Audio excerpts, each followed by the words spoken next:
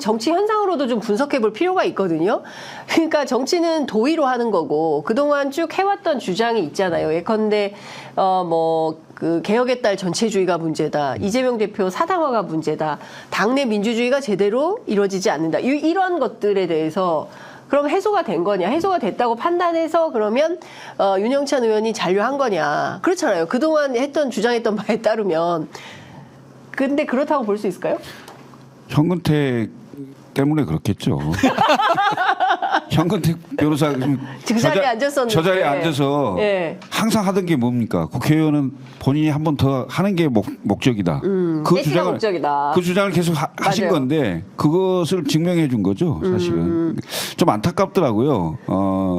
저도 개인적으로 잘 아는 의원이고 네. 또 평소에 그 소신 있게 얘기도 해오고 했는데.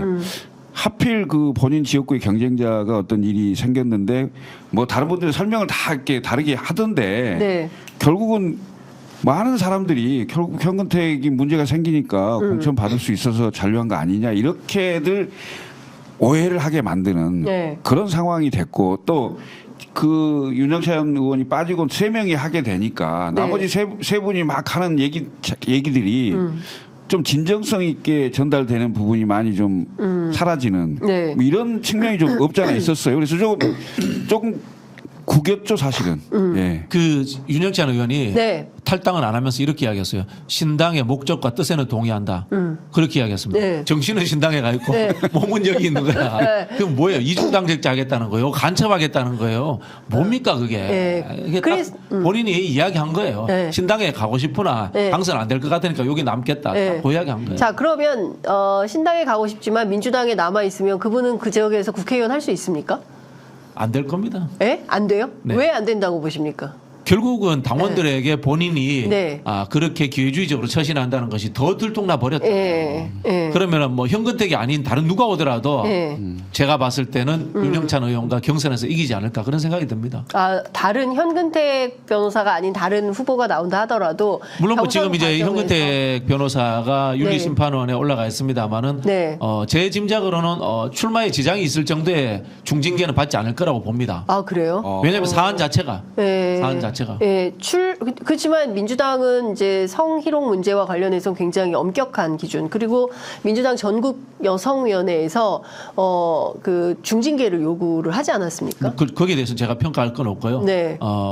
윤리심판원이라고 하는 것은 네. 당내의 사법기구와 같은 역할을 하는 거기 때문에 네. 정무적 판단을 가능하면 배제해야 됩니다. 네. 정무적 판단을 하려면은 공심위에서 해야 되는 것이기 때문에 네. 저는 윤리심판원은 그 발언의 법률적인 문제, 네. 그다음에 당내의 뭐 품위의 문제라든가 이런 규율의 문제로 접근해야 되기 때문에 네. 저는 엄격하게 적용해 봤을 때 네. 출마가 불가능한 중징계는 나오지 않을 거다 이렇게 네. 예측합니다. 근데 이제 이재명 대표하고 정성호 의원하고 이제 나눈 그 텔레그램 문자가 네. 국민들에게 공개가 됐잖아요. 이제 그런 상황까지 갔기 때문에 경징계, 그다음에 출마를 허용해 준다 이런 상황이 된다면 네. 그것도 좀 웃기는 상황이 될 것 같아요. 내가 보기에는 이게 국민적 관심사가 돼버렸어요 이미. 그래서 네. 이 결정을 어떻게 하냐에 따라서 민주당 전체를 바라보는 시선이 달라질 수 있기 때문에 쉽지 않을 거예요. 맞는 말씀인데 두 가지 단어가 나왔잖아요. 엄중경고, 컷오프. 그게 맞는 말씀이에요. 네. 그 문자가 오픈되면서 그런 위기에 처한 거 맞는데 또 반전이 생겨버린 거예요. 어떤? 그게 윤영찬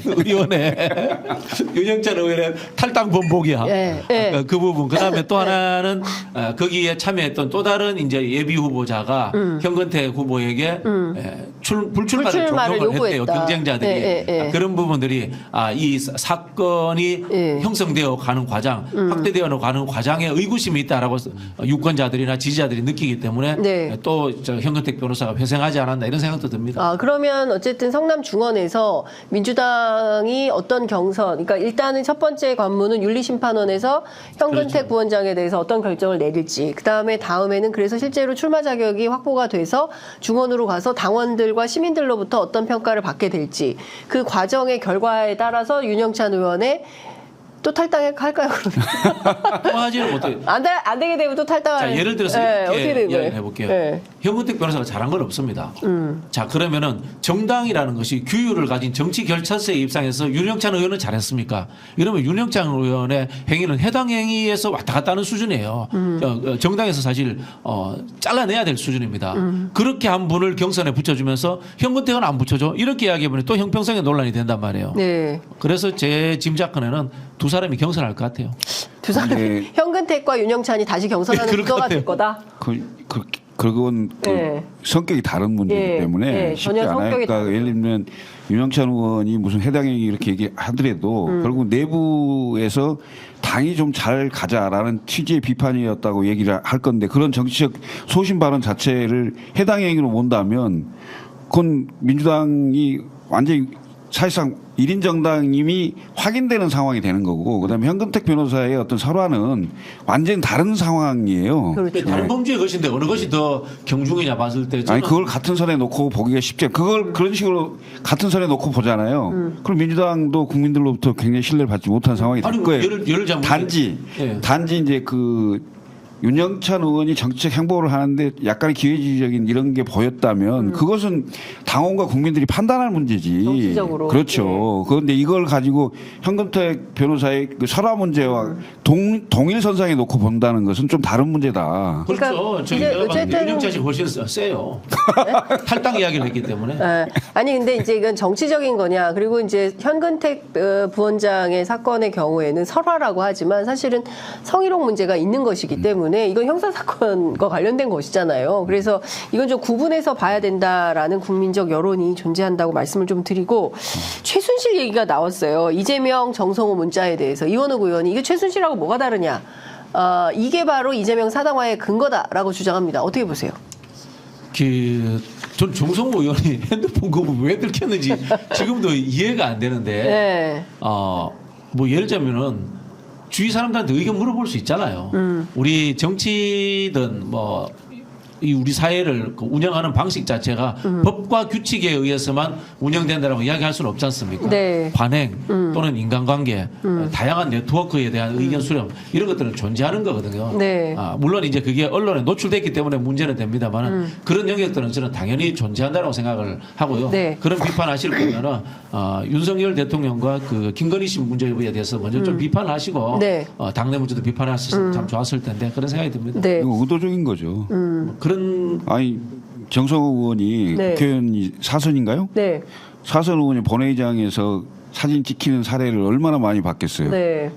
그리고 이제 요즘 보안 필름 깔아서 각도가 살짝만 틀려도 찍히질 않아요. 맞아요. 근데 대부분의 의원들이 보안 필름 깔려 있을 건데 맞아요.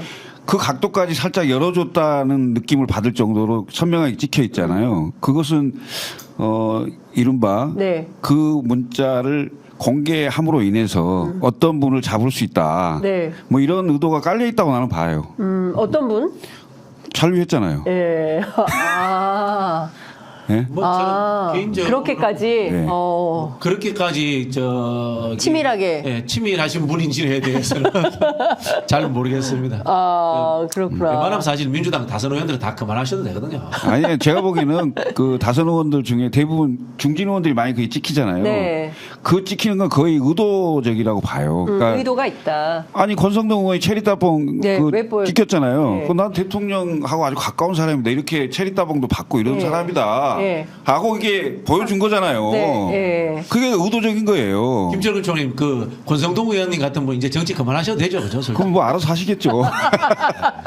이제 내가 당을 떠나서 남의 네. 당의 의원 비판 안 해요? 아니 비판할 건 하죠. 비판 안 해요? 네. 할 건 하지만 뭐 그분이 정치 더 하지 말지는 이제 그 당에서 저는 판단할 소신이 일이죠. 있습니다. 네. 제 그 절대 깨지지 않는 소신. 네. 대통령 될 가능성이 없으면 삼선하고 그만두고 집에 가라 전부 다. 삼선하고 전부 집에 가라 이런 주장을 하셨습니다. 제가 이것 좀 여쭤볼게요. 오늘 그 김용남 의원이 네. 그 탈당해서 개혁신당에 입당을 한다는 소식이 들어와 네, 있습니다. 사실은 예고는 돼 있었어요. 예. 10시 20분에 소통관에서 네. 기자회견을 할 겁니다. 예. 이미 하고 있어요. 10시 27분이기 때문에. 하고 있을 겁니다. 하고 있고. 예. 예. 윤석열 대통령에게 속았다. 예. 예, 이렇게 얘기를 했어요. 예. 그러니까 사실은 그러면 조금 좀 달라지는 구도가 될 것 같거든요. 그러니까 결국에는 그 앞서 저희가 얘기하다가 말긴 했지만 중요한 포인트는 이렇게 쭉 탈당파들 이낙연 신당, 이준석 신당, 원칙과 상식 신당, 금태섭 양양자 신당 이렇게 보면 5덩어리가 있는데 이 5덩어리 안에서 어떤 화학적 결합을 할 거냐, 실제로 이 화학적 결합을 했을 때 이번 선거에 어떤 영향을 미칠 거냐, 이걸 좀 분석을 해봐야 될 것 같거든요. 두 분 모두 이제 선거 전문가고 선거에 출마도 많이 하셨고 이렇기 때문에 박진영 부원장 어떻게 보세요? 일단 실제로 이거 먹고 합시다. 제3지대 이것 좀 산삼 산삼을 드시면 뭐 밤새 잠을 못 잔다는 소문이. 아주 밤에 멀었기 때문에.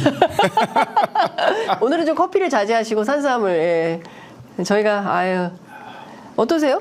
효과가 있어요? 갑자기 커피를 이거 네. 뭐든지 효과는 있습니다. 이게 정치하고 같아요. 나쁜 듯 하지만 효과가 있는 게 뭐냐면은 저런 구태 정치인이 나가서 우리 행복해 이렇게 생각하잖아요. 근데 사실은 상대 쪽에 가면 그게 또 효과가 있어요. 그거는 왜냐하면 정치라는 건 결국 머릿수 싸움이거든요. 네. 민주주의라는 것이 다수에 의한 지배지 않습니까? 네. 그래서 지금 좀 이제 이론적인 이야기를 좀 하면 민주당 내에서 누가 민주당 내 민주주의가 살아있냐 이런 이야기냐. 민주주의는 철철 넘칩니다. 네. 다만 이론적으로 하면 공화적 요소가 부족하다 이렇게 이야기해야 되는데 그 민주당 비주류들 수준이 그게 안 되니까 네. 민주주의와 공화주의 구별할 줄 모릅니다. 그러니까 민주주의가 부족하다 이렇게 이야기를 하는데 하여튼 뭐 새길로 갔고